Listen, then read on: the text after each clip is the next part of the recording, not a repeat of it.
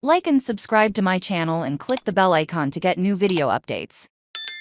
John Hollingers top 20 players in this year's NBA draft. It's that time again. It's time to go back over the tape and my personal notes, break down all the numbers, and find out the 20 or so players in this NBA draft that I really believe in. One of those names is very much indeed easy to write down, and will be the focus of un petit peu of the preliminary draft talk. The hard part is getting the rest of the list. I usually focus on the top 20 at this point for two reasons. First, as I mentioned, most draft classes end up with around 20 players who matter in the end when evaluating a player. It's a good mental exercise to figure out if they're really likely to be in the 20. Second, for practical reasons, these are the players which we know are actually staying in the draft. I won't be releasing the top 75 until mid-June, when everyone's done declaring portals, zeros and all that other stuff for college students with limited NBA prospects do nowadays. As for the quality of this draft,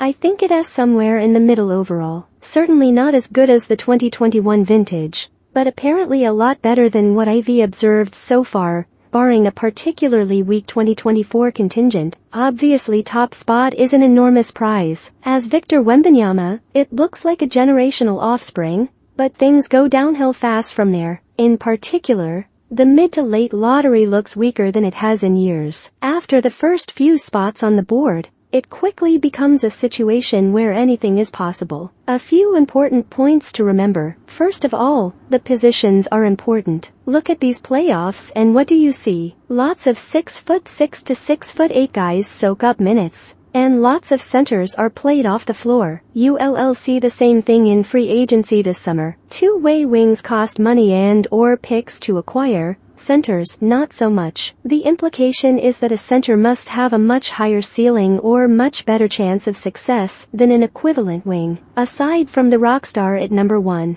I only have one other true 5 in my